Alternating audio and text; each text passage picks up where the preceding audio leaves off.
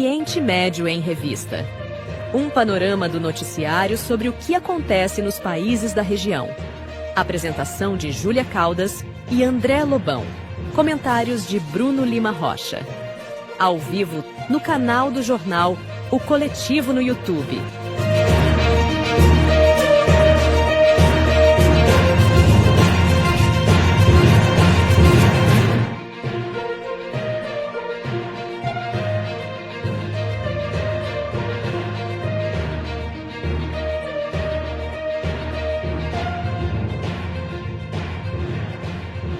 Olá, eu sou o André Lobão e comigo estão Mohamed Ali e Bruno Lima Rocha Biarclini. Boa noite, boa noite. Boa noite. Nesta edição vamos acompanhar os últimos acontecimentos sobre o genocídio em Gaza e a situação geopolítica do Oriente Médio. Na entrevista, o convidado é Breno Altman, jornalista e fundador do site Opera Mundi. Lembrando a quem nos acompanha que agora estamos também no Instagram, @Oriente Médio em Revista. Não esqueça de se inscrever no canal e deixar a sua curtida aqui no vídeo desta transmissão. E agora, vamos ao nosso editorial. Agora, no Oriente Médio em Revista, editorial.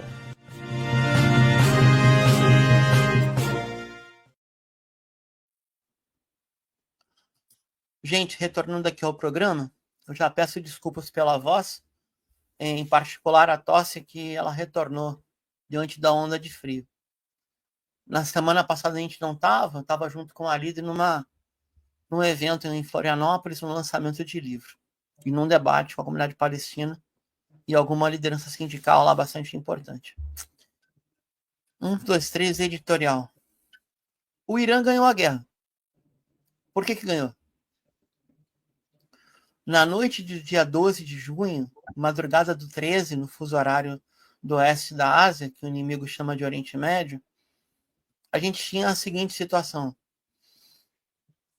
Uma pane na defesa antiaérea iraniana, em função de uma infiltração profunda feita pelo Mossad e a inteligência dos Estados Unidos, que teria começado em outubro passado. Essa infiltração operava com mini-drones, e os mini-drones conseguiram inibir o acesso aos radares e ao sistema de vigilância antiaérea de primeira linha. Inibiu a primeira linha, baixou a tensão na segunda. Parecia que a resposta ia demorar, a resposta veio logo na sequência. Perdão pela tosse deste já. A resposta ganhou o nome geral de Operação Promessa Verdadeira 3, já que a 1 e a 2 foram em 2024. A 1 foi protocolar, a 2 não foi não. A 2 foi bem preciso. Tendo como alvo os territórios ocupados de 48, alias Israel. O que aconteceu? 23 ondas de ataques retaliatórios por parte do Irã. Qual era o objetivo? Iniciar a agressão militar israelense e estadunidense, ou Israel e Estados Unidos. Alegado era interromper o programa nuclear iraniano. Não conseguiram. Depois, desmontar, destruir, tornar incapaz o programa de mísseis balísticos iranianos. Tampouco conseguiram. Os efeitos foram ao contrário. E, por fim, derrubar o sistema político, que se transforma num regime ao longo do tempo.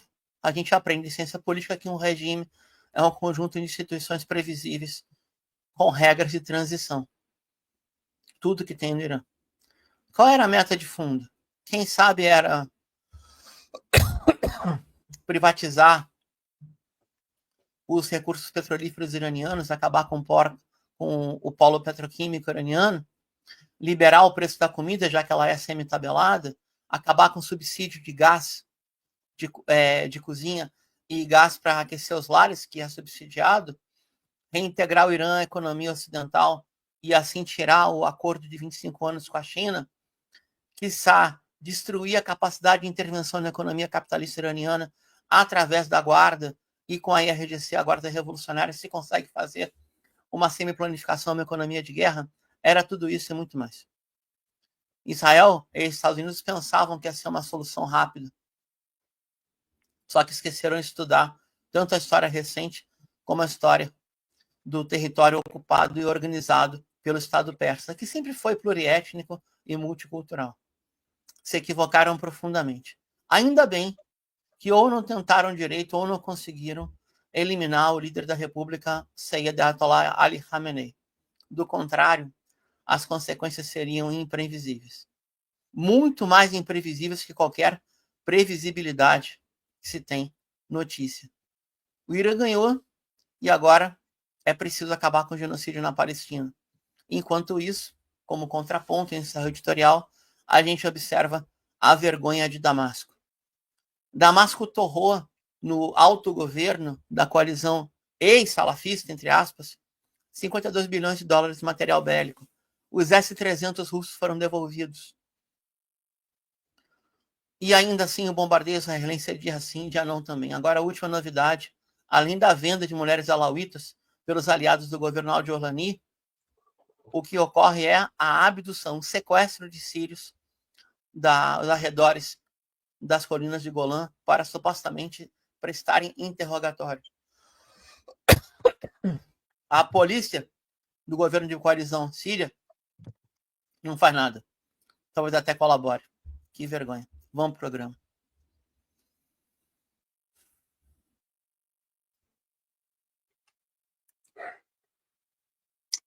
Na sequência, vamos conversar com o nosso convidado de hoje, Breno Altman, jornalista e fundador do site Opera Mundi. Bem-vindo, Breno, e obrigado pela sua participação conosco. Boa noite a todas, a todos que nos assistem. Obrigado pelo convite. Um prazer, uma honra estar aqui com vocês. Valeu, Breno. Bom, vamos começar pelo tema desta edição. Como que você está avaliando a situação, a verdadeira arapuca, a armadilha promovida por Israel e Estados Unidos em relação à questão da ajuda humanitária em Gaza, que está sendo gerida por uma fundação privada, a Fundação Humanitária de Gaza, sediada nos Estados Unidos, comandada por fundamentalistas evangélicos ligados a Trump. Como é que você analisa essa situação, Breno? Eu analiso contando uma história bastante conhecida, mas para relembrar a nossa audiência, que se passou com os judeus durante a Segunda Guerra Mundial. Na Segunda Guerra Mundial, quando o nazismo já havia se decidido pela solução final, pelo extermínio dos judeus, em muitos campos de concentração, onde o método de eliminação seria pelo gás Zyklon B, para poder evitar rebeliões dos judeus e levá-los de maneira a mais cordata possível para a morte, os nazistas apontavam umas cabanas e diziam: olha, ali tem um chuveiro, vocês vão poder tomar banho. Alguns não tomavam banho há meses, não sabiam o que era a higiene pessoal há meses. E as pessoas estavam sendo levadas para os chuveiros para poder tomar um banho finalmente. E quando aqueles chuveiros foram abertos, não havia água, havia o gás Zyklon B e dezenas de milhares, centenas de milhares de judeus foram mortos dessa forma. Ou seja, é o engano como ferramenta do genocídio. Então, evidente, a situação da população em Gaza é famélica, as pessoas estão passando fome já há meses. Eles concentram, através dessa Fundação Humanitária de Gaza, eles concentram a distribuição de alimentos, atraem os palestinos e os fuzilam. Pura e simplesmente. É tão grave que não só a reportagem que denunciou essa situação foi do Haaretz, um jornal israelense, como nem sequer as forças de defesa de Israel conseguem ocultar o que houve. Já virou um caso público, foram obrigados até a abrir uma investigação. Eu acho que o que se passa com essa Fundação Humanitária de Gaza, ela ajuda a ver ainda com maior clareza qual é a política de Israel, a política genocidária. Ela é escancarada, ela é uma aberração para as nossas, mesmo para a minha geração. Eu sou neto de pessoas que eram adultas à época do nazismo, né? Vocês são ainda mais jovens. Mas mesmo para mim, esse tipo de cena estava distante nos filmes sobre a Segunda Guerra. Isso parecia algo de quando a humanidade atingiu o seu máximo padrão de perversidade que não iria se repetir. Não é? Era dessas coisas que a gente imediatamente associava ao nazismo, não é? Pois então, está se repetindo. É uma tristeza muito grande a gente ver essas atrocidades acontecendo dos nossos celulares, né? E a grande mídia, né, não denuncia. Mas, Breno, voltando ao editorial, né, você pode fazer um balanço dos últimos 12 dias do conflito Irã-Israel, né? E a questão do vencedor, lógico, eu penso que não existe vencedor em guerra, né? Mas tem como fazer um pequeno balanço, o que o Irã ganhou, o que Israel ganhou? Claro, posso tentar. Veja, primeiro a gente tem que identificar a origem. A origem é um ataque, uma agressão de Israel contra o Irã. A Carta das Nações Unidas, ela só legitima o uso da força em autodefesa. É a única possibilidade pela qual um Estado, singularmente, pode atacar um outro Estado, em autodefesa. Não existe a previsão de guerra preventiva. Uhum. Não existe no direito internacional. A outra forma do exercício da violência é uma decisão do Conselho de Segurança de empregar a força armada para impor a um determinado Estado ou a um conjunto de Estados certas normas que esses Estados estão se recusando a cumprir. São as duas únicas possibilidades do recurso legal à violência no direito internacional, ou a autodefesa, ou uma decisão do Conselho de Segurança das Nações Unidas para impor uma determinada medida. No caso da agressão de Israel ao Irã, não aconteceu nenhuma coisa nem outra. Israel atacou o Irã sob o pretexto de impedir o desenvolvimento da sua energia nuclear com fins militares. Mas vamos nos lembrar que Israel fala que o Irã está prestes a conseguir a bomba atômica há mais de 20 anos. Tá? Eu me recordo que em 2012, Netanyahu disse que era uma questão de semanas o Irã ter a bomba nuclear. Tem 13 anos isso. Yeah. Então, me parece que Israel, com o apoio dos Estados Unidos, recorreu a um pretexto muito semelhante ao que foi usado para a guerra do Iraque em 2003. Vocês devem estar lembrados, quem nos assiste, e aqueles que não estão lembrados eu conto, que a ação militar decidida unilateralmente pelos Estados Unidos contra o Iraque, ela teve como pretexto que o Iraque possuía armas de destruição em massa e que o Iraque iria empregar essas armas de destruição em massa contra outros países. Nunca foram encontradas essas armas de destruição em massa. Foi uma mentira contada aos quatro ventos pelos Estados Unidos, pelo Reino Unido, pela imprensa ocidental. É a mesma coisa agora. Então, a gente tem que caracterizar que o que nós ali assistimos nesses 12 dias foi uma guerra de agressão, uma agressão ilegal do Estado de Israel e dos Estados Unidos contra o Irã. Pois bem, para a gente analisar quem ganhou e quem perdeu, nós antes temos que localizar os objetivos. Os objetivos, evidentemente, de quem agrediu, porque o Irã não iniciou nenhuma guerra. Quem buscou essa guerra foram Israel e os Estados Unidos. Israel e os Estados Unidos fixaram dois objetivos, um objetivo estratégico e um objetivo tático.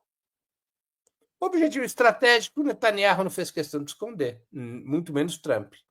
Derrubar, como eles dizem, mudar o regime, derrubar a República Islâmica, substituir a República Islâmica por algum regime político cordial com o Ocidente, estabelecer no Irã um governo amigável ou neutro no padrão que fizeram na Síria. Ali também se tratou de derrubar o regime de Assad. Tá? Então esse era o objetivo estratégico, entre aspas, mudança de regime. Qual é o objetivo tático? Destruir as instalações militares e as instalações nucleares e militares do Irã. Esse era o objetivo tático, o pretexto. Não conseguiram nenhum dos dois objetivos. A República Islâmica do Irã permanece rígida, permanece sólida, mais unida do que estava antes do ataque, porque até setores oposicionistas apoiaram a resistência e a reação contra o regime sionista. E, embora as instalações nucleares e militares do Irã tenham sido duramente atacadas, isso é evidente, duramente golpeadas, até mesmo a inteligência norte-americana e o Pentágono afirmam que os ataques não colocaram por terra essas instalações nucleares. Afetaram, mas não as destruíram, e que o Irã é capaz de reconstruí-las numa questão de meses. Bom, se os objetivos eram esses e eles não foram alcançados, quem não alcançou os objetivos perdeu. Então, nós podemos identificar que houve uma derrota de Israel e dos Estados Unidos. Uma derrota estratégica? Não, uma derrota tática. O que é uma derrota estratégica? Uma derrota estratégica é quando um Estado agressor ele é enfrentado pelo Estado agredido e é destruído pelo Estado agredido. Então, uma derrota estratégica sofreu o nazismo diante da União Soviética, por exemplo. Não é? O Irã não destruiu o Estado de Israel, o Irã não atacou, não ocupou o Estado de Israel continua intacto. Então não houve uma derrota estratégica, mas houve uma derrota tática, que é exatamente uma derrota de quando os objetivos que você fixa não são alcançados. Claro que a gente pode relativizar a derrota tática, porque cada um dos lados tem, digamos, argumentos para brandir algum tipo de vitória. É claro, e isso é inegável, o Irã foi duramente atingido. O Irã, há vários anos, eu, por profissão, né, e por interesse, eu acompanho bastante literatura militar. O problema da defesa do Irã não é novo. Ele já era alertado e na literatura especializada há muitos anos, e que o Irã tinha debilidade no seu sistema defensivo. E o Irã havia priorizado, nos últimos 25 anos, em fortalecer o seu sistema ofensivo, mas não cuidava do seu sistema defensivo diante das mudanças tecnológicas que vinham ocorrendo nesse período. O Irã revelou ter problemas defensivos e o Irã revelou ter problemas com seus serviços de inteligência. Né? O grau de infiltração do Mossad em território iraniano foi bastante surpreendente. Já havia sinais que ocorriam problemas. Né? Vamos nos recordar que Ismail Haniyeh, secretário-geral do Hamas, foi assassinado em Teherã. Já era um sinal da fraqueza do sistema de inteligência do Irã. Vamos nos recordar o assassinato de Soleimani. Vamos nos recordar a morte de um outro alto oficial na Síria, no consulado iraniano.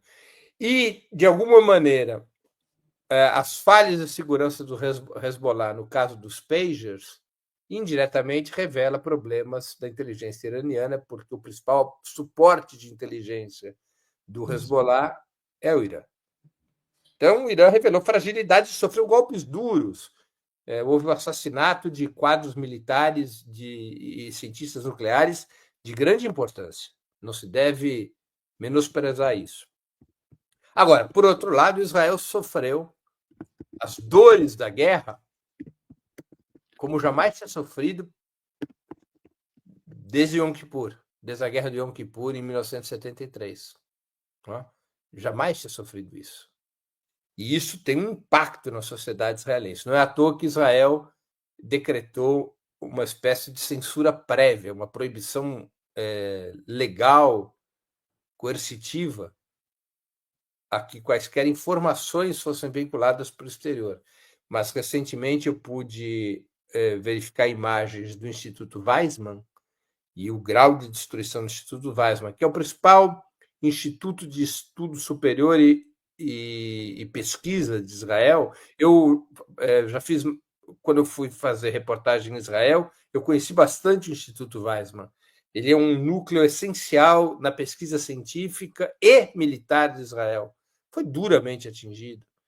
Outros centros militares foram duramente atingidos, né? Prédios, regiões, bairros. Quer dizer, Israel sofreu pela primeira vez em muitos anos, na própria pele, aquilo que ele provoca quando ataca outros povos. Então, também há de se levar em conta isso, e há de se levar em conta, para concluir, que o sistema defensivo de Israel, que a literatura especializada considera um dos melhores do mundo, na hierarquia estabelecida pelos especialistas, Israel tem o segundo melhor sistema defensivo do mundo, só inferior aos Estados Unidos.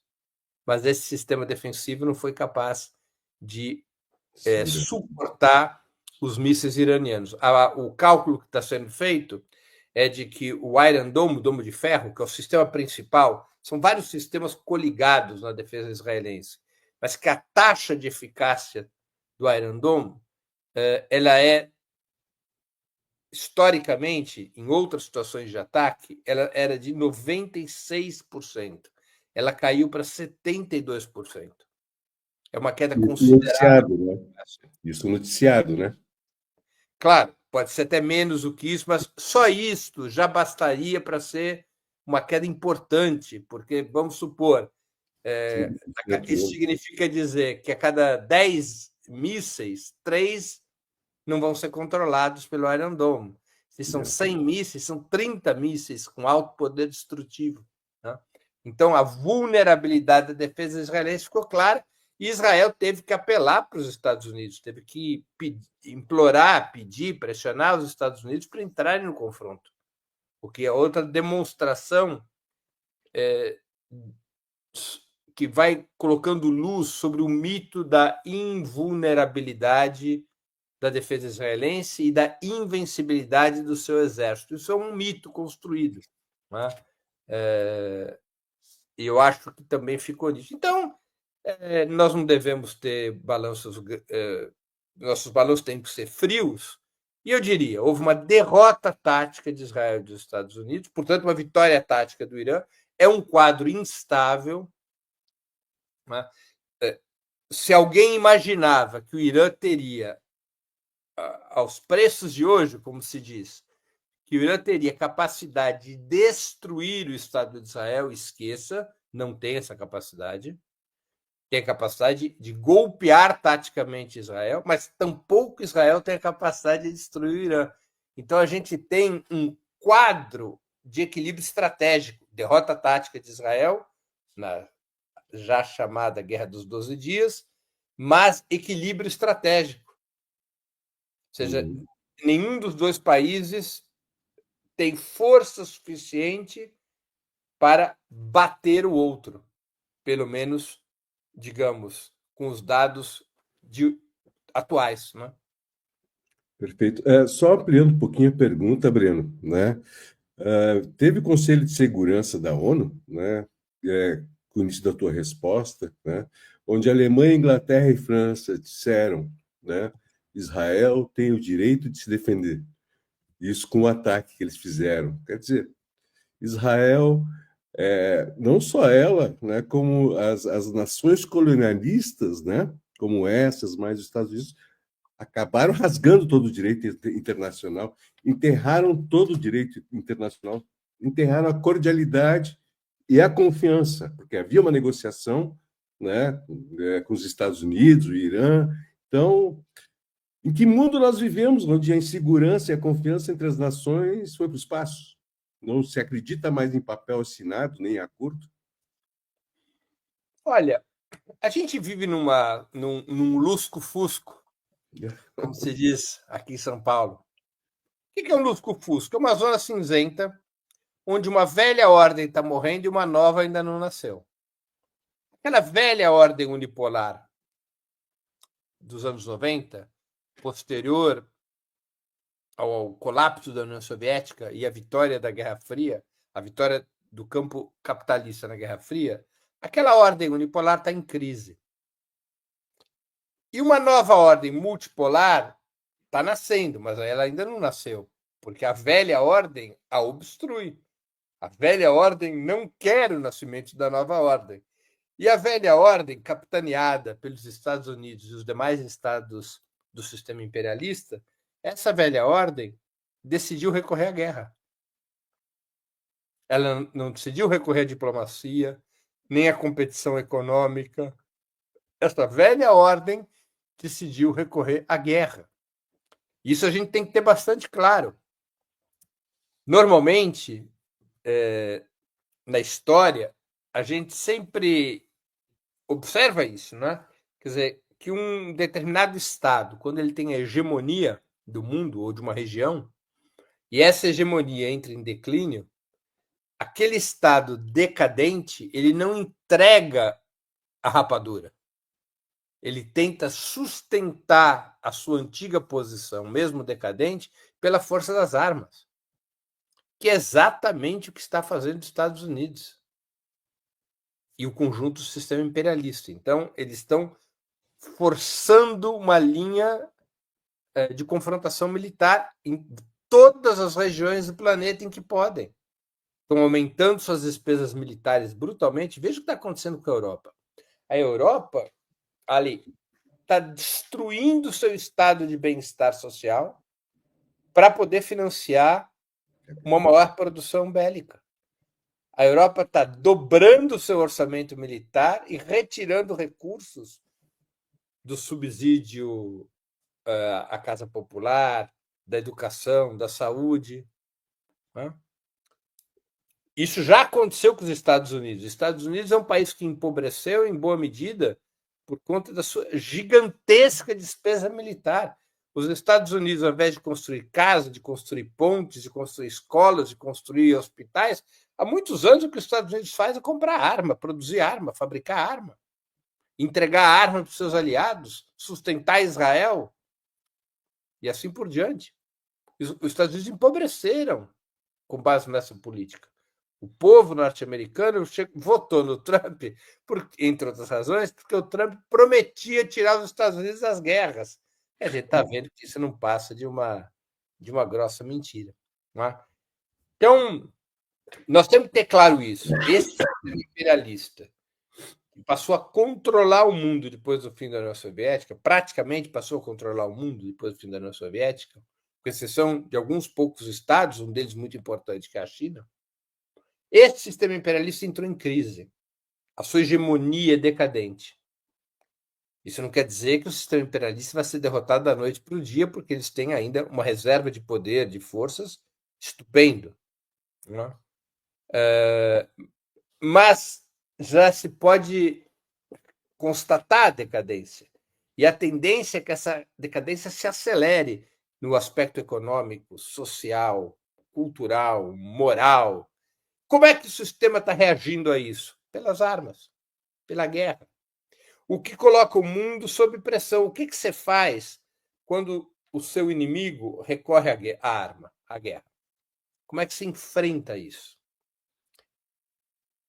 Esse é um tema essencial, porque evidentemente que a Rússia e a China elas não podem subestimar a necessidade de investir em armas, de investir nos seus exércitos, de investir na sua capacidade militar, e o mesmo vale para os demais países do sul global que hoje contestam a hegemonia imperialista. Né? Você precisa cuidar da defesa, porque os Estados Unidos... Você sabe qual é a frase hoje mais corriqueira na diplomacia norte-americana? Eles falam em paz, Marco Rubio fala de paz, mas o termo é paz pela força. Esse é o conceito. Então, o que quer dizer esse conceito? Os Estados Unidos bombardeiam o Irã, demonstram sua força, seu poderio, e em seguida propõem uma paz, uma pax americana, ou seja, ou você cede às minhas exigências, ou eu vou bombardear de novo. Paz pela força. É a paz da Casa Grande aos escravos, né? É uma ordem. Breno, obrigado por estar com a gente de novo. Eu tenho uma pergunta coletiva, tá? Bastante, está no roteiro aqui. É bastante delicado. O Irã não fez. O Irã aceitou o cessar-fogo depois da violação do próprio cessar-fogo, que foram 6 horas depois do parte de Israel. Depois o Irã respondeu, aí ficou meio que por isso mesmo. Que ponto da negociação chegaria através do Irã para a defesa do povo palestino? Ou, uma outra pergunta que tem a subsequente, era possível fazer uma negociação complexa onde o povo palestino tivesse também no cessar-fogo, embora sejam conflitos distintos, mas relacionados? E, por fim, se o recurso do fechamento do Estreito de Hormuz fosse colocado como último recurso do parte do Irã, a negociação palestina poderia estar incluída na solução dessa crise do comércio mundial? Queria te ouvir, por favor. Tá bem. Olha, vamos lá. É uma boa pergunta essa, esse combo de perguntas. Não, militarmente o Irã não tinha força para incluir a questão palestina na negociação. Eu não tenho dúvidas a esse respeito, porque,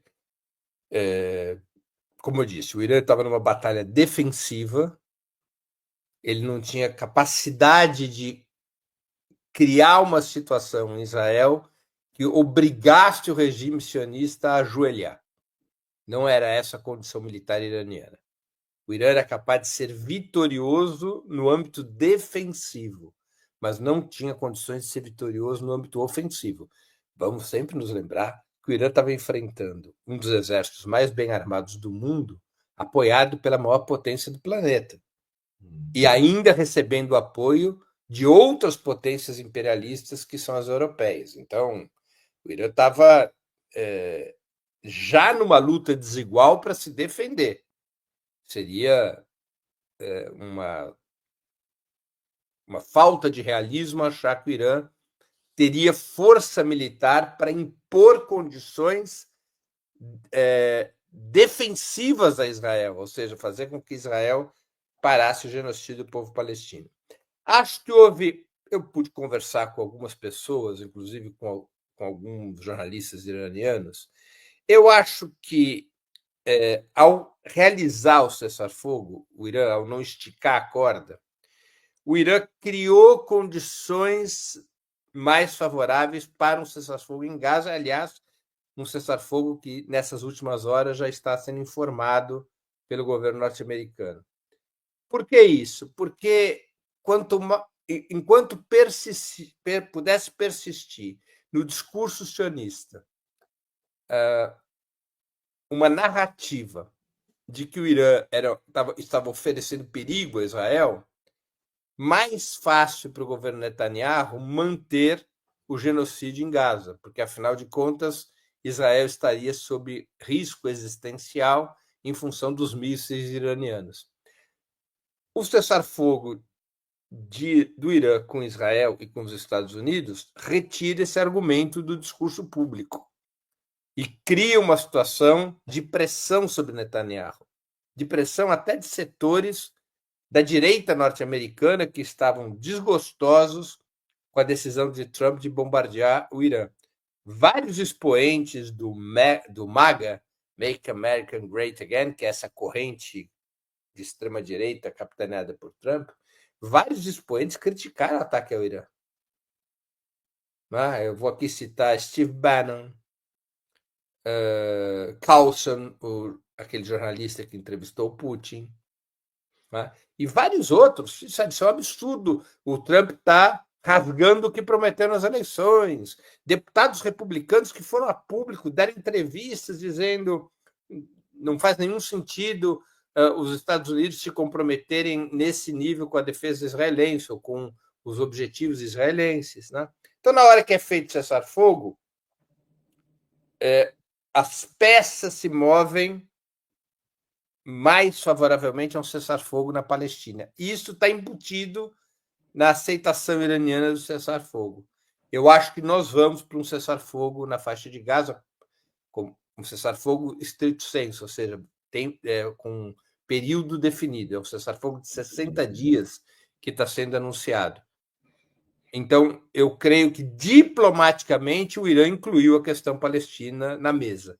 Eu não sei se incluiu oficialmente, não tenho informações a esse respeito, mas tacitamente, ao aceitar o cessar-fogo, criaram-se as condições para o cessar-fogo em Gaza. Tudo é, só para concluir, muito provisório.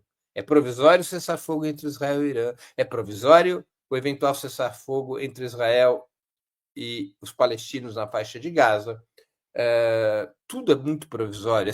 Como é provisório, a gente vê isso todos os dias, o cessar-fogo no Líbano, e como também será, não se engane o senhor Al-Jolani, como também será provisório o cessar-fogo, ou a trégua, ou o acordo de paz na Síria. Perfeito. André tá mudo, André.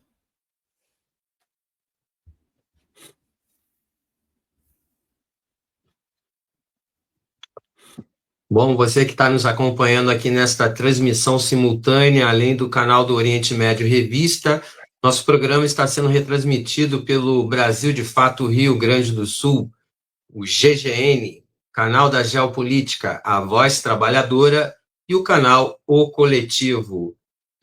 Nos ajude, nos apoie com contribuições aí a partir do Superchat e também do Pix, que daqui a pouco vai entrar na nossa tela. É isso aí, pessoal. Breno, eu tenho a seguinte pergunta para você. O ataque ao Irã por Israel funciona da mesma forma que na Ucrânia? Seria uma guerra por procuração e essa guerra tem como alvo o BRICS? Eu não diria o BRICS, eu diria a China. Né? A gente tem que ser. O BRICS não é um bloco geopolítico, é uma articulação econômica. Talvez ele amadureça como um bloco geopolítico, mas especificamente ali a gente sabe que o alvo norte-americano é a China. Veja, o Oriente Médio ele possui uma dupla importância na estratégia norte-americana para tentar deter a queda, a velocidade da queda da sua hegemonia. O Oriente Médio continua a concentrar boa parte do petróleo do planeta. Calcula-se ali entre 63% e 68% das reservas de petróleo ainda estão no Oriente Médio. Os Estados Unidos hoje não precisam mais importar petróleo. Os Estados Unidos são, em boa medida, autossuficientes na produção de petróleo. Mas os Estados Unidos não podem deixar que essas reservas de petróleo, especialmente no caso de uma conflagração militar, ele não pode deixar que essas reservas de petróleo fiquem nas mãos dos seus inimigos. Esse é um ponto. O outro ponto, as corporações norte-americanas precisam do petróleo do Oriente Médio para os seus lucros. É um segundo argumento. Tá? O petróleo continua a ser essencial mesmo na guerra ultramoderna. Embora tenha havido algum nível de substituição de energia, o grosso da energia necessária para mover aviões, tanques, blindados e até drones, o grosso dessa energia, ela vem de hidrocarbonetos, vem do petróleo. Tá? Então, o petróleo continua a ser uma matéria-prima fundamental para uma situação militar. A outra importância do Oriente Médio é geográfica. É fácil para qualquer um ou qualquer uma que esteja nos acompanhando, é fácil entender isso. O Oriente Médio é uma dobradiça, é a principal dobradiça entre o Ocidente e o Oriente, além da Rússia. A Rússia é uma grande dobradiça, mas ela é uma dobradiça inexpugnável. Nenhuma força conseguiu dominar a Rússia. Né? Já tentaram. Napoleão Bonaparte tentou, quebrou a cara. Os nazistas tentaram quebrar a cara. Né?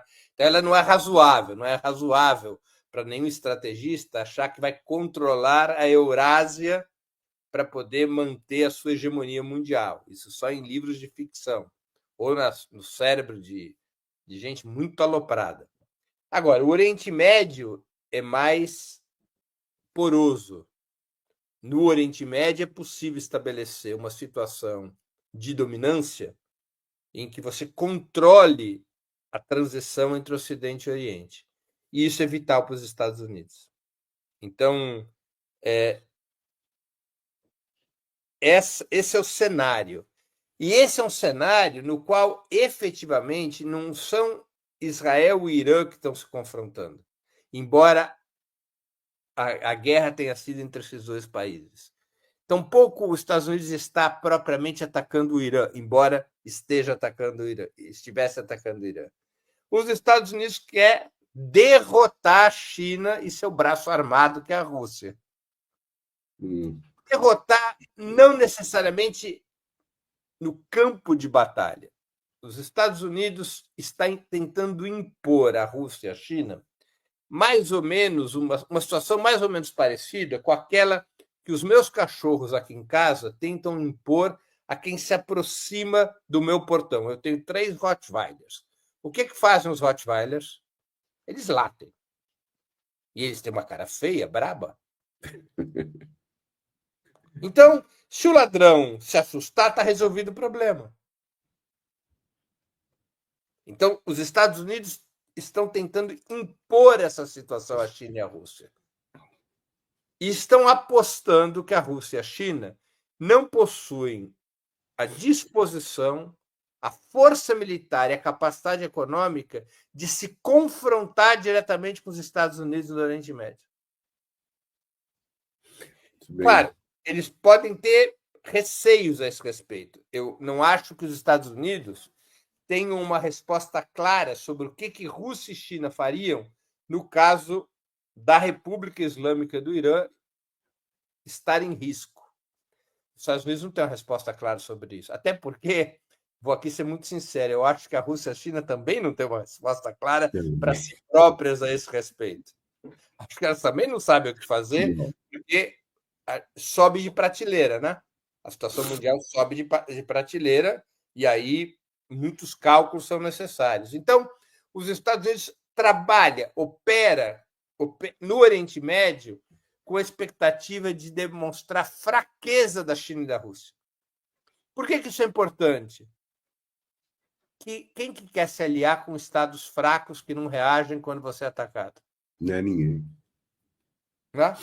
Perfeito. Rússia e China não defendem os estados que são considerados aliados estratégicos. O Irã é considerado, tanto pela Rússia quanto pela China, aliado estratégico. É a mais alta categoria nas relações diplomáticas estabelecidas por Pequim e por Moscou. Bom, se o Irã não for defendido, quem será? Então é melhor não brigar com aquele leão decadente, meio desdentado, mas que ainda morde e ainda ruge. Eu vou ficar de bem com ele porque ninguém vai vir me defender. O outro caminho, o Irã resolveu não tomar. O Irã podia ter tomado um outro caminho há 30 anos atrás. Ou há 20 anos, que é até a bomba atômica, como fez a Coreia do Norte. A Coreia do Norte, quando termina a União Soviética, a Coreia do Norte, há muitos anos, não tinha boas relações com a China. Vamos nos recordar que quando houve a fratura entre a União Soviética e a China nos anos 60, a República Democrática Popular da Coreia, que é o nome de batismo da Coreia do Norte, a República Democrática Popular da Coreia, ela foi do lado da União Soviética e contra a China. Quando acabou a União Soviética, a Coreia do Norte ficou sem pai nem mãe, né? Ficou sem a União Soviética e com uma China com a qual ela tinha relações muito complicadas.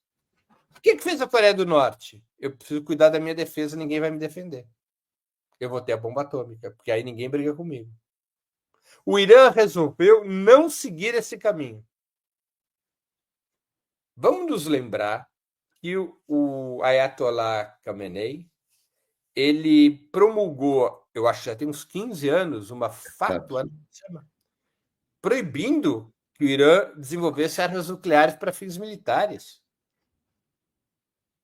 Então, o Irã optou por não se autodefender no mais alto patamar possível. Você só pode fazer isso em 2 situações. Ou porque você tem a ilusão de que seus inimigos não te atacarão, espero que não seja esse o erro da República Islâmica do Irã, porque ela já passou pela experiência da guerra com o Iraque, que foi uma forma muito mais confusa, é verdade, mas uma espécie de proxy war para tentar derrubar a República Islâmica, embora o cenário fosse bem mais confuso, tá? A esse respeito. Espero que não tenha sido essa a ilusão iraniana. O Irã provavelmente fez uma aposta de que, no caso de um ataque militar em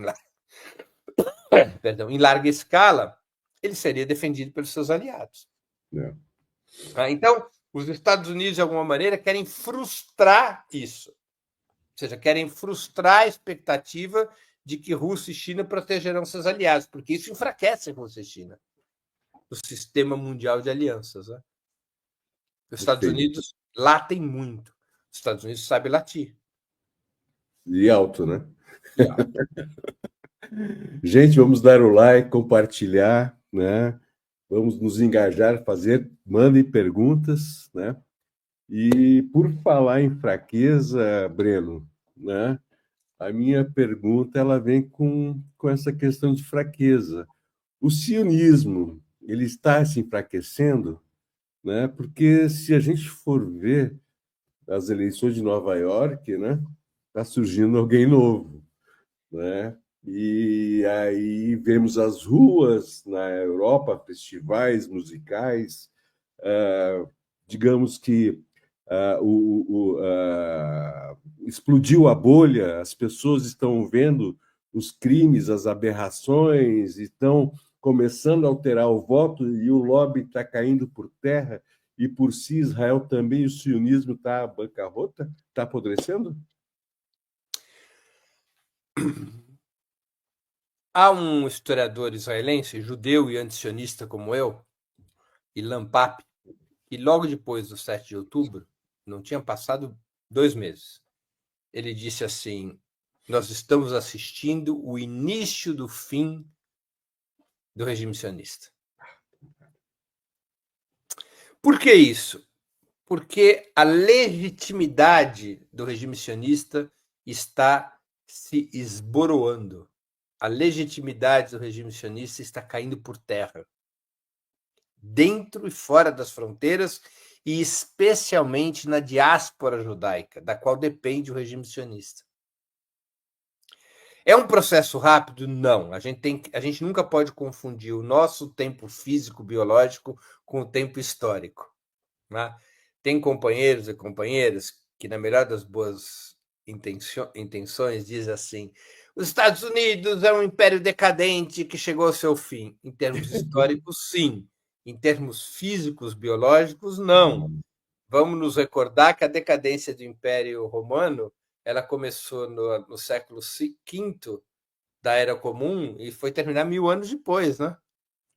Foram 1000 anos de decadência do Império Romano. É verdade que o mundo de hoje ele é mais rápido, mais acelerado, mas nós não podemos confundir o tempo histórico com o tempo físico-biológico de cada um de nós.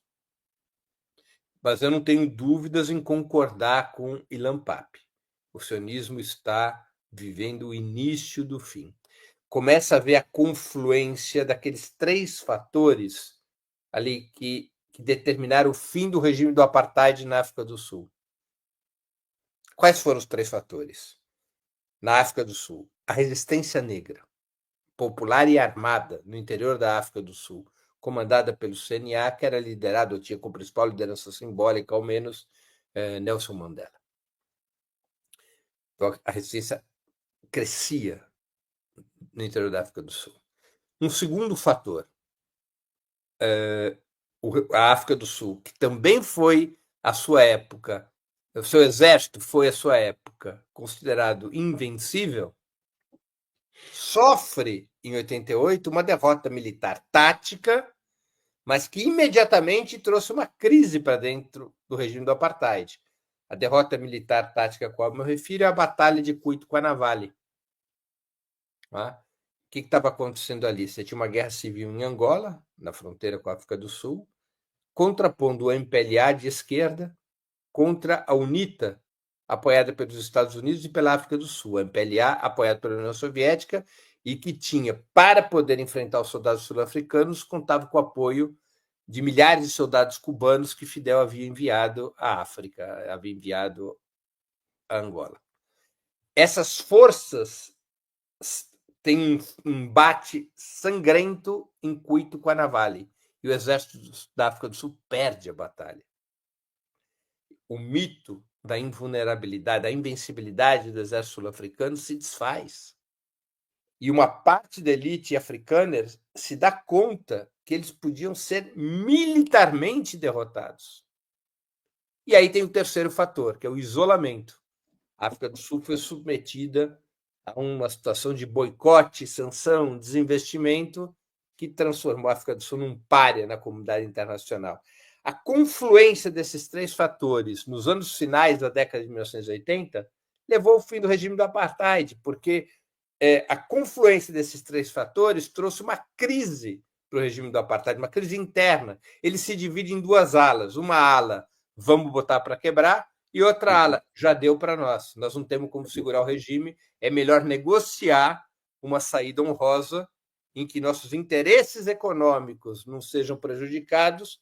É melhor negociar uma saída do que correr o risco de uma revolução popular que liquide de baixo para cima com o regime do apartheid e estabeleça aqui um governo revolucionário, que aí sim nós vamos ver o que é bom para tosse.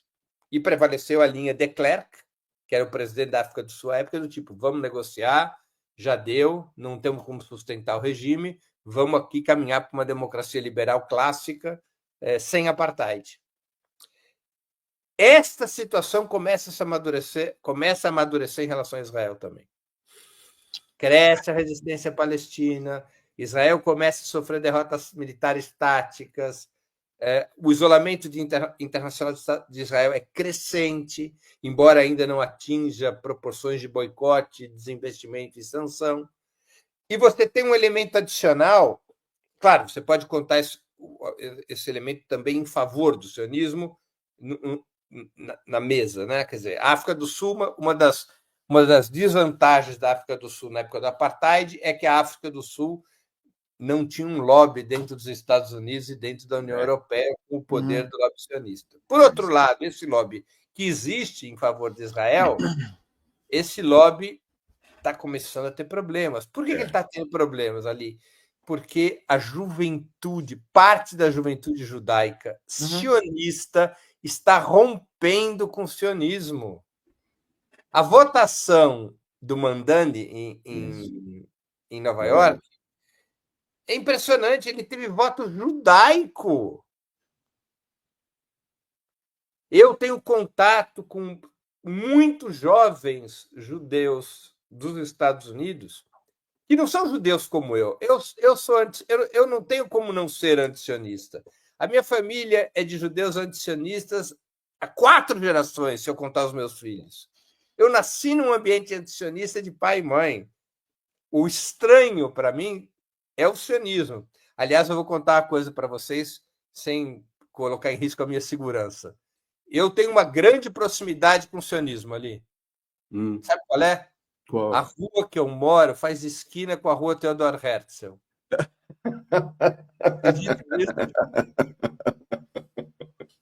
É assim, ó, quando eu peço Uber aqui dessa parte de trás da casa, eu peço no Uber, vem a rua Theodor Herzl. Mas essa é minha máxima proximidade. Perfeito. Eu dei azar. Eu dei azar. Agora, o que está havendo é que judeus sionistas, garotos e garotas que foram formados no sionismo, estão rompendo com Israel. Isso é maravilhoso. Nas vanguardas que lideraram a ocupação de universidades no ano passado, e mesmo nesse ano, em todas essas vanguardas, em Harvard, em Columbia, em Stanford, em Berkeley, em todas as grandes universidades americanas e europeias, ou quase todas, você tinha parte dessas vanguardas era formada por judeus antisionistas que tinham rompido nos meses anteriores com o sionismo. Isso significa que a base do lobby sionista está começando a esboroar. Está começando a se dividir. Né? E isso vai criando obstáculos. Eu acho que a vitória do Zoran Mandani nas prévias de Nova York, muçulmano, socialista, jovem, embora, claro, ainda tem que passar pelos testes, o teste das urnas contra os republicanos, eu digo que uma vitória de Mandani ali em Nova York seria absolutamente simbólica pelo valor antisionista que Nova York só não tem mais judeus do que em Tel Aviv. Exato. Sim. Né? É a maior cidade judaica da diáspora. Né? O peso do lobby sionista em Nova York é brutal. Todos os grandes bilionários judeus, ou quase todos, são de Nova York. Né? Então, uma vitória de Mandani, eu creio que seria uma marca de corte, sabe? Um registro de uma nova situação. E repito para o pessoal que está nos escutando ali, com o voto de muitos judeus. Não é perfeito. Isso que é maravilhoso. Isso que é bom. O novo mundo contra a brutalidade, né? Com o voto de muitos judeus. Breno, a gente tem que fazer uma pergunta delicada aqui. Que essas que vocês fizeram não eram delicadas, não? Eu não sei. A minha experiência como jornalista é que quanto mais perto, mais complicado é. Eu tinha um programa de rádio na Grande Porto Alegre, Viamão. Falava do governador, não dava nada, do presidente dava. Quando eu falava do prefeito e vereador, aí batia na porta. Então, aí que era o problema. Diga lá. Então, não, é delicado no seguinte sentido. Como é que opera, na sua avaliação, o sionismo no Brasil, ou os sionismos, entendendo que existe uma massa eleitoral evangélica, neopentecostal, neocalvinista, que se orienta por um sionismo simbólico?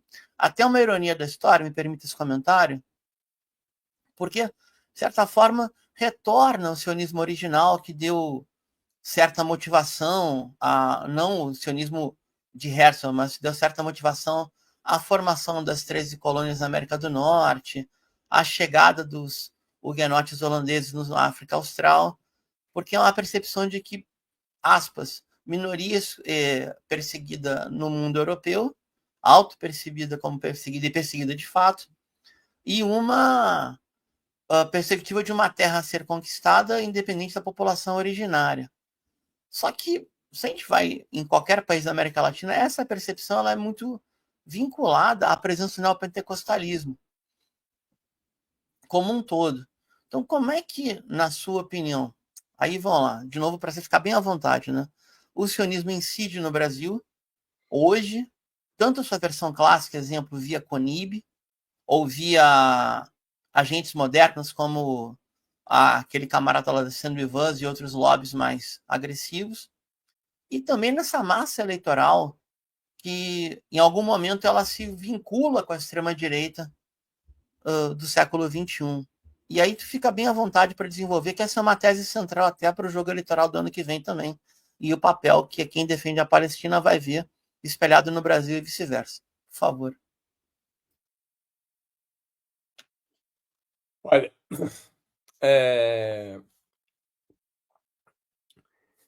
de fato, o Brasil tem mais essa jabuticaba, mais essa excepcionalidade. Né? Quer dizer, o fato de nós termos aqui uma quantidade importante de grupos evangélicos e de crentes evangélicos que associam sua religião ao Estado de Israel. É uma baita confusão isso, proposital. Isso também acontece em outros países, mas no Brasil isso atingiu patamares extraordinários. Para muitos evangélicos, o Estado de Israel é a Israel bíblica.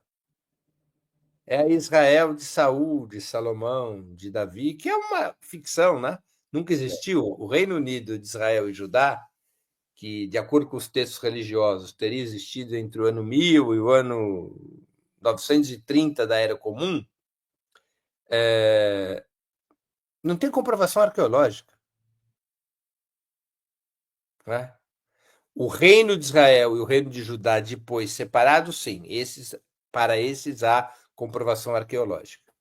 Mas o Reino Unido de Israel e Judá, que é o reino mítico do Velho Testamento, o reino de Davi contra Golias, o reino da justiça salomônica, esse reino nunca existiu. E, além de nunca ter existido, se disseminou entre os neopentecostais de que o Estado de Israel seria a reconstrução desse reino bíblico.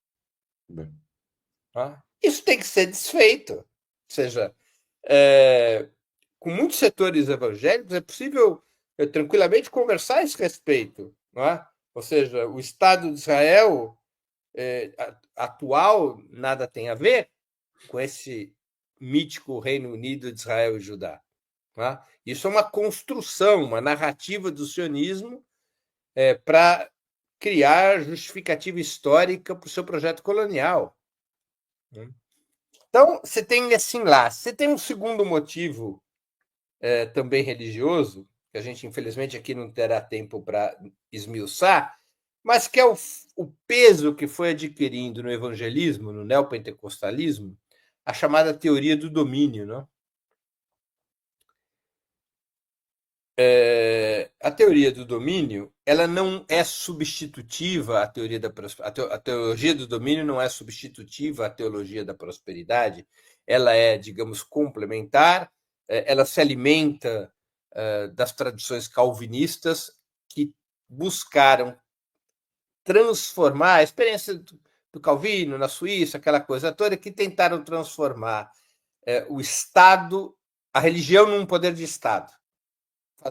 A partir da tese de que a religião, somente a religião, é capaz de purificar a vida terrena através do controle do poder político.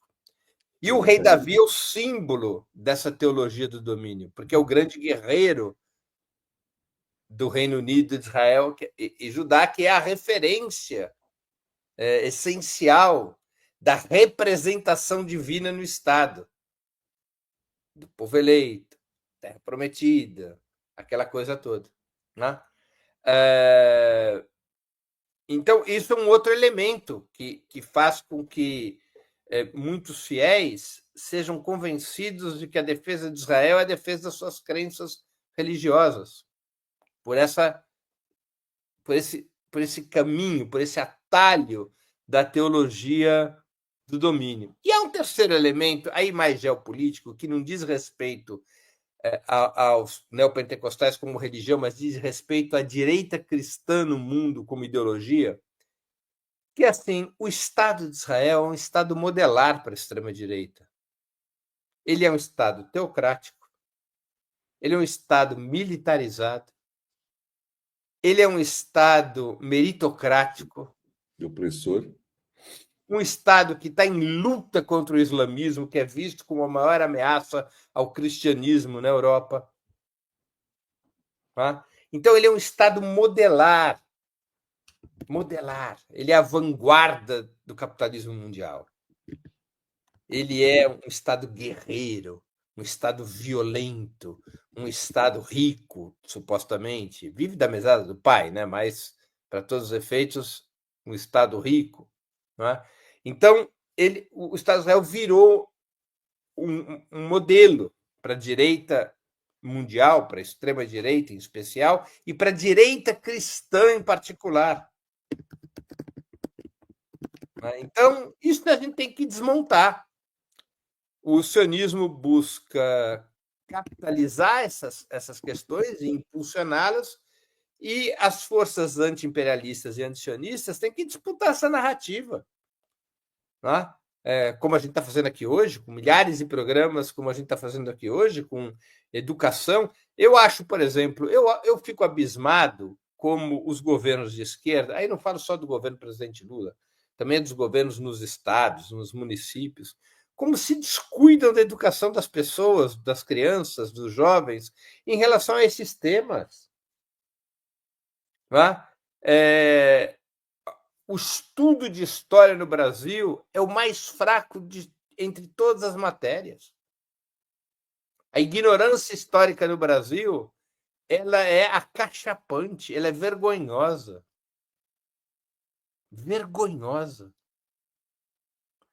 E a ignorância, ela fragiliza o embate político.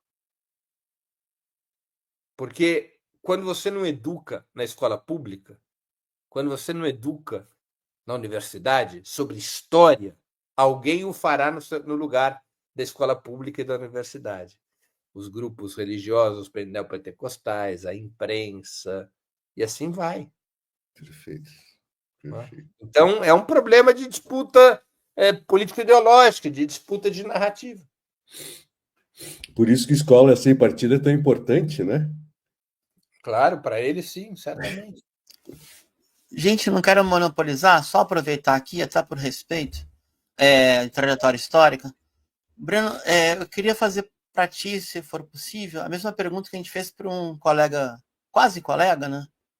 Professor de RI, não jornalista como você, que a diferença do nome é por uma vogal, né? Com o Bruno Huberman, professor da PUC de São Paulo. O sionismo, ele é hegemônico na comunidade judaica, mas para quem tem um pouco de memória, e até memória histórica ou memória afetiva, pessoas que têm uma formação de esquerda desde muito novas, no meu caso, é muito, vou falar um absurdo, tem origem árabe, tá? Ainda assim é muito difícil a gente não ter uma percepção simpática, não ao Estado de Israel, mas esse judaísmo ocidental, desse mundo ídis, do humanismo judaico ocidental, e não tem corrente do mundo do socialismo. Estou me referindo ao socialismo original até, entre a 1848 e o fim da Primeira Internacional, que desde então, até muito pouco tempo atrás, não tem a presença de militantes teóricos, quadros, ou de ascendência judaica, ou que também eram pessoas dessa comunidade. É possível retomar essa disputa? Por onde seria o caminho?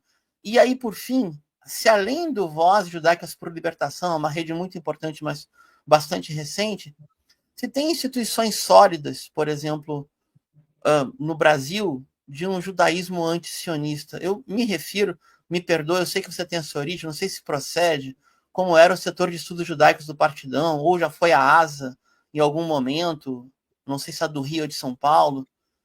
Faz esse panorama para a gente, por favor. Veja só, vamos historicizar um pouco isso. Claro, claro. O setor anti-sionista teve, até os anos 60, 70, muita força no Brasil.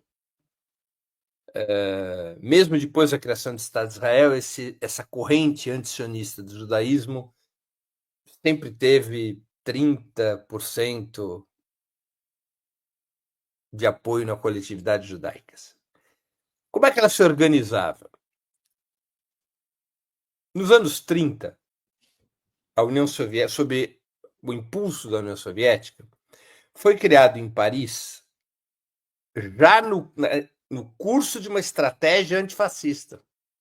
Já depois do 7º Congresso da Internacional Comunista, que lança a tática de Frente Popular, ali em 1936 é criado em Paris, e não em Moscou, é criado o IKUF, Jüdische Kulturverband.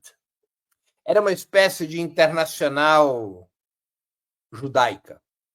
Não estava formalmente ligada ao Comintern, ao Terceiro Internacional, mas era liderado por comunistas.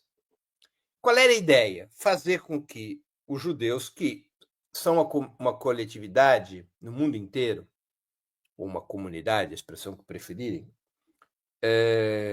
com muita influência cultural, educacional, midiática, não é? Por uma série de razões históricas, não por nenhum tipo de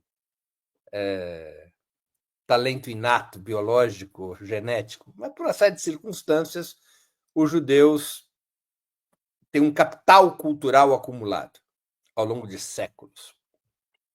Então a ideia era usar esse capital cultural para ajudar na resistência antifascista e antinazista. O Hitler já estava no poder, aquela coisa toda.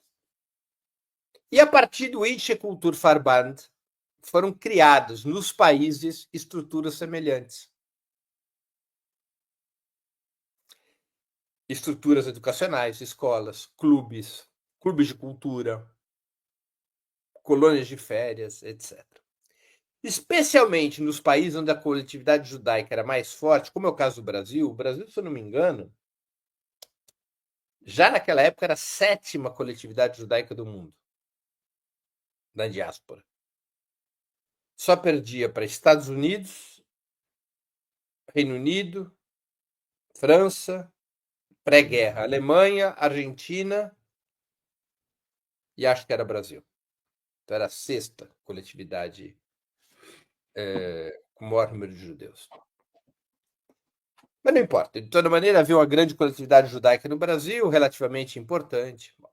O que aconteceu? O Partido Comunista Brasileiro, então chamava Partido Comunista do Brasil, mas era o PCB, decide, como outros partidos comunistas no mundo, nos anos 40, no pós-guerra, imediatamente depois da guerra, constituir o setor judeu do Partido Comunista. Esse era o nome que se tinha. Porque na União Soviética, depois da Revolução Russa em 17, o Partido Bolchevique criou um setor judeu, Yevtsekia, setor judeu, Yuditsekia, setor judeu, e nos partidos comunistas do resto do mundo, depois dos anos 40, se criou o setor judeu. O setor judeu no Brasil era forte. E esse setor criou instituições que são conhecidas até hoje. Muitas já não existem mais, outras ainda existem, ainda que já não estejam mais sob controle de judeus antisionistas. Então, o Partido Comunista, através do setor judeu, ele criou, por exemplo, aqui em São Paulo, a escola Sholem Aleichem, onde eu estudei dos 2 aos 14 anos de idade. Ela não tinha segundo grau, e na minha geração era ginásio, que agora chama como? Ensino fundamental, né? Até o ensino médio. Criou a Casa do Povo, criou o Teatro Taíbe. O setor judeu criou, entre Rio e São Paulo, atendendo a vários estados, a colônia de férias, a Kinderland, em Sacra Família do Tinguá, ali perto de Vassouras, no Rio de Janeiro. O setor judeu criou escolas judaicas no Rio de Janeiro, ligadas ao Partido Comunista, ao setor judeu do Partido Comunista. Também no Rio de Janeiro chamava Sholem Aleichem, mas lá ia até o ensino médio. Criou a ASA, que você já se referiu, a Associação Sholem Aleichem, que era uma espécie de clube cultural esportivo do setor judeu. Então, era um setor judeu robusto. Tá? Eu conheço bem essa história, porque alguns dos principais dirigentes, porque meu avô paterno e meu pai foram alguns dos principais dirigentes do setor judeu do partido. Tá? Essa encrenca da Conib com a minha modesta pessoa, ela é familiar. Eles têm um ódio. Não é um ódio a mim, é um ódio ancestral, é acumulado ao longo de décadas. E vice-versa, não vou aqui dizer que eu os amo, evidentemente que não. Então, é um embate intracomunitário, que sempre existiu. Quando é que isso começou a decair? Começou a decair nos anos 50. Por que começa a decair nos anos 50? Porque há um grave erro cometido pelo movimento comunista nos anos 40 e pela União Soviética. Acho que foi o maior erro do Stalin em termos de política externa, que é quando a União Soviética avaliza a criação do Estado de Israel e o projeto sionista, acreditando que pelo Estado de Israel está sendo governado pelos chamados sionistas socialistas, ou sionistas trabalhistas, que o Estado de Israel poderia ser, ainda que os comunistas tivessem sido sempre antisionistas, convictos e militantes, de toda maneira que o Estado de Israel poderia ser um aliado, pelo menos um aliado tático no Oriente Médio, já que se calculava que as monarquias feudais e semifeudais dos países árabes tendiam a uma aliança com os Estados Unidos e com o Reino Unido.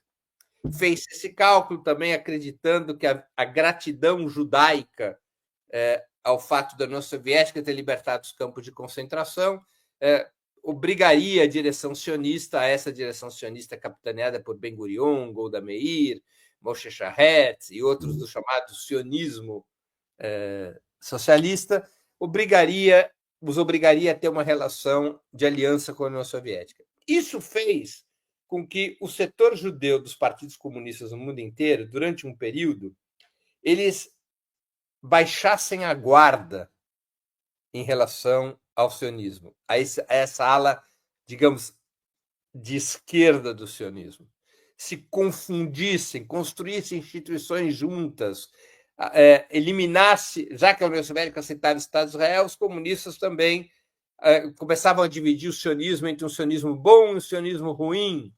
Pois bem, isso dura alguns anos.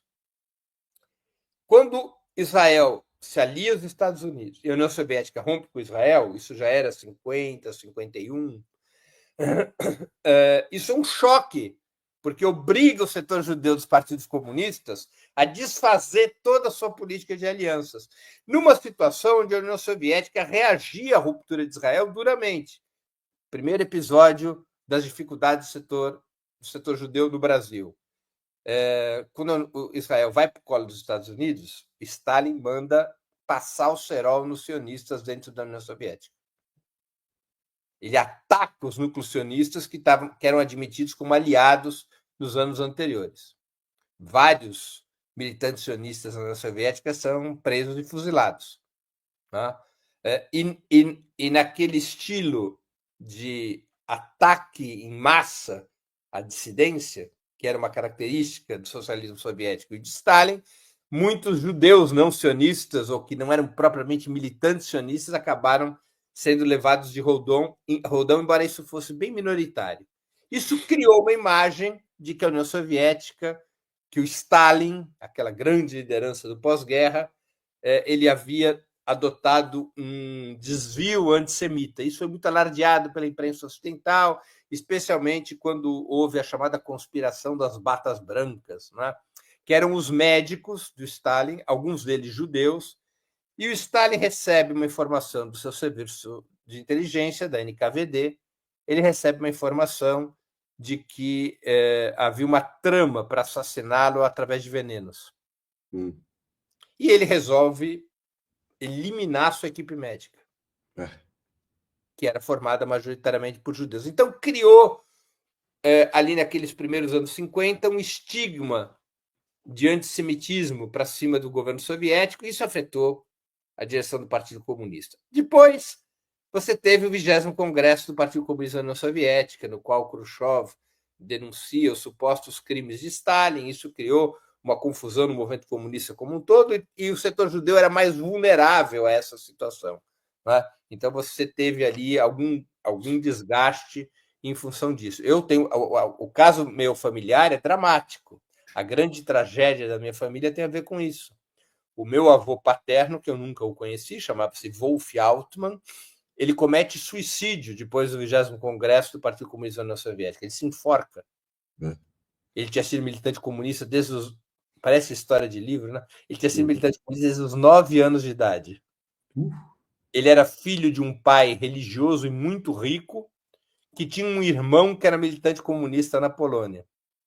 O rigor religioso desse pai, que infernizava a vida do garoto, fez com que ele fugisse de casa e fosse morar com o tio. O tio, militante, dirigente comunista, aproveitou o garoto para militar desde jovem, trabalhando como engraxate nas ruas de Varsóvia, para levar nas caixas de engraxate as mensagens secretas entre os militantes do Partido Comunista da Polônia. Então, meu avô começou a militar aos 9 anos de idade. Ele foi o principal dirigente do setor judeu numa certa época, um dos principais dirigentes. Ele também tinha muitos vínculos com a União Soviética. Ele integrou o Congresso Mundial da Paz, foi da direção do IKUF, ele foi um dos vice-presidentes do Yiddish Kultur Verband. Quando tem a denúncia contra o Stalin, nunca se soube se ele estava decepcionado com o Stalin ou com o Khrushchev, porque a situação é ambígua.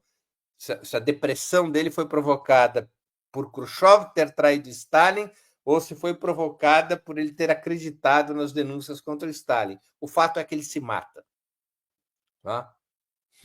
Entre a depressão e se mata. E isso era expressão do estado de ânimo no setor judeu naquele momento, a confusão, a depressão.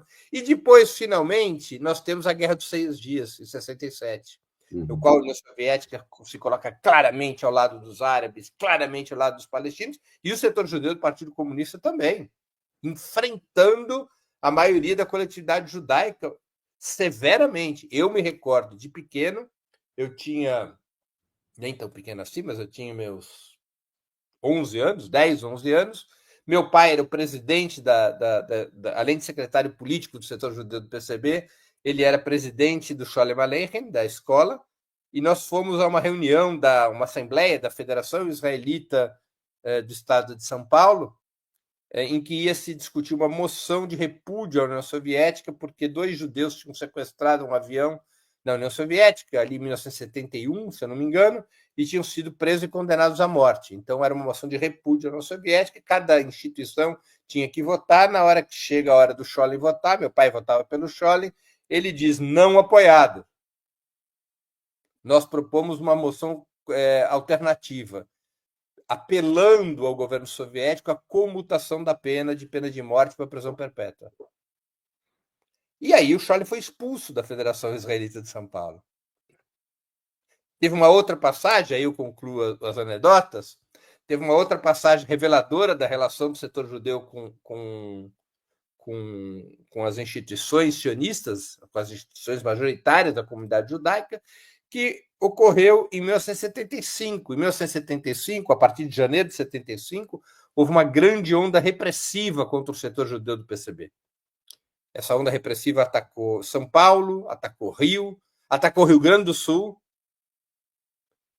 e atacou Pernambuco, Recife. Muitos dirigentes do setor judeu foram presos ou passaram à clandestinidade. Meu pai era presidente da escola, embora ele fosse o principal dirigente do setor judeu aqui em São Paulo, ele, curiosamente, tinha sido beneficiado pelo fato da ditadura brasileira ter votado a favor da Resolução 3379 das Nações Unidas, que considerava o sionismo uma forma de racismo. Como houve muito protesto contra a ditadura brasileira por parte do lobby sionista, por parte da comunidade judaica, a ditadura não quis atacar dirigentes públicos de instituições judias, como era o caso do meu pai.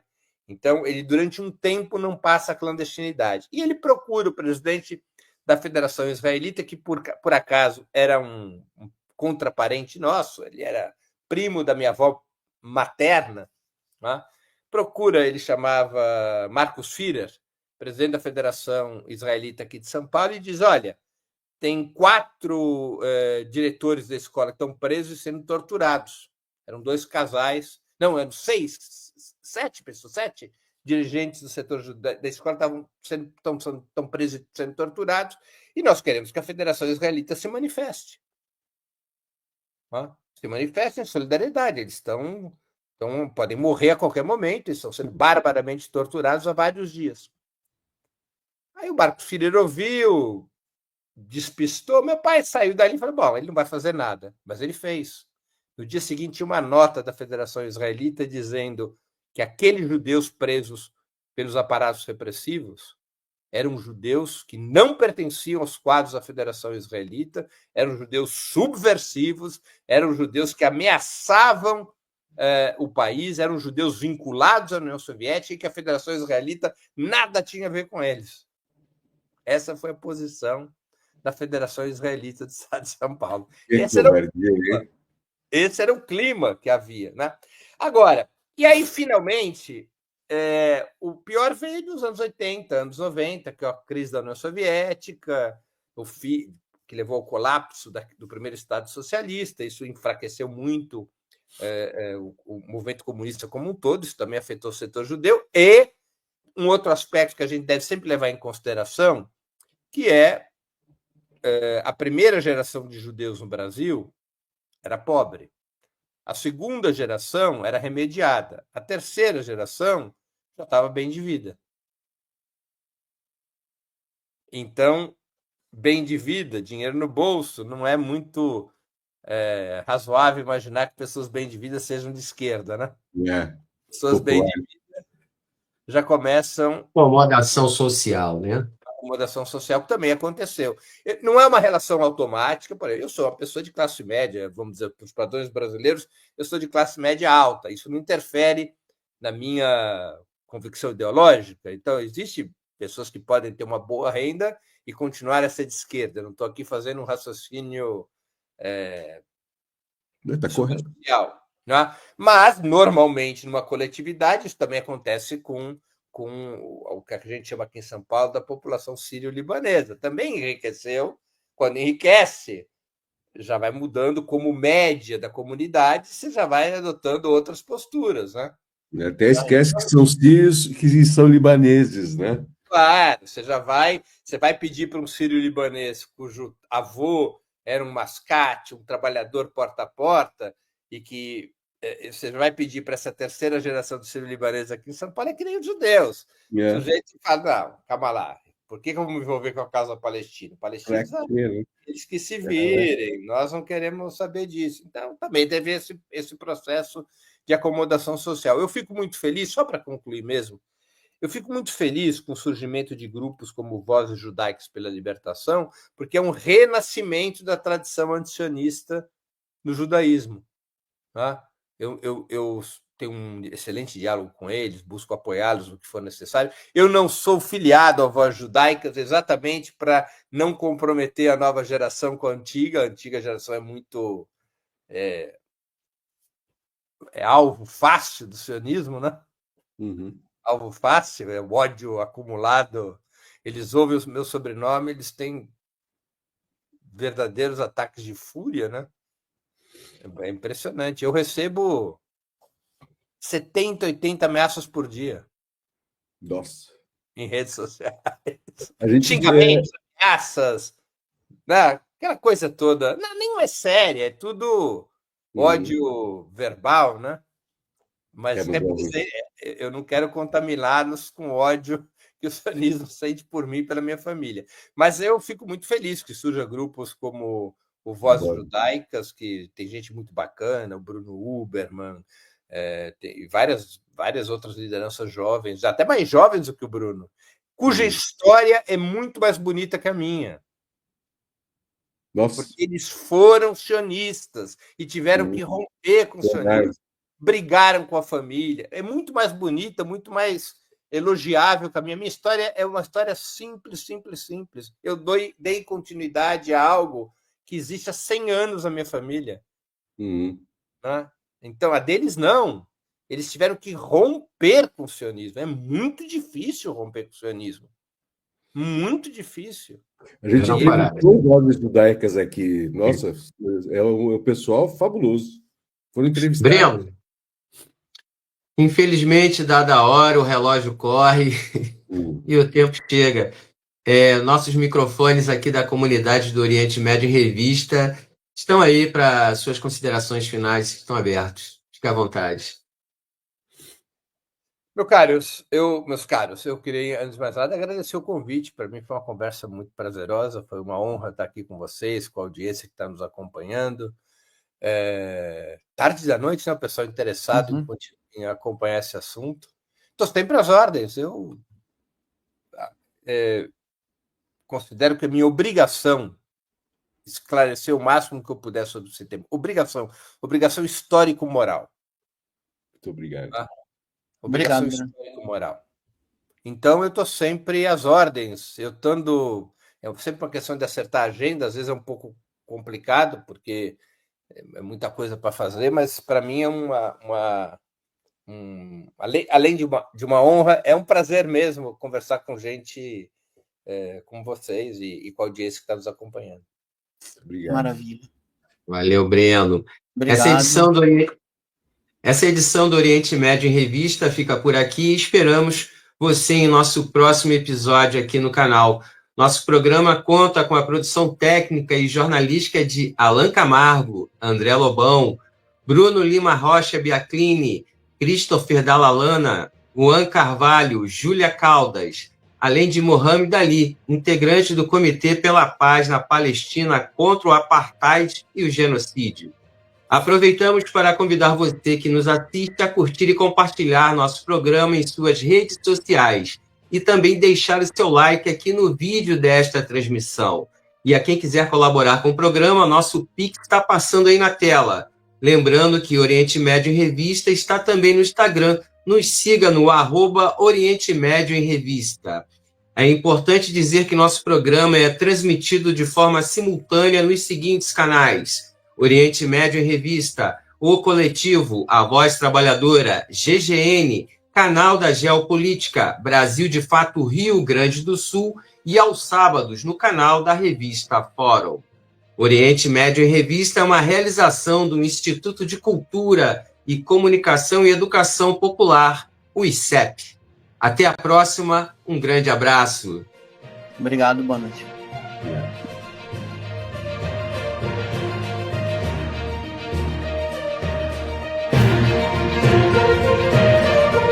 Oriente Médio em Revista. Um panorama do noticiário sobre o que acontece nos países da região. Apresentação de Júlia Caldas e André Lobão. Comentários de Bruno Lima Rocha. Ao vivo no canal do jornal O Coletivo no YouTube.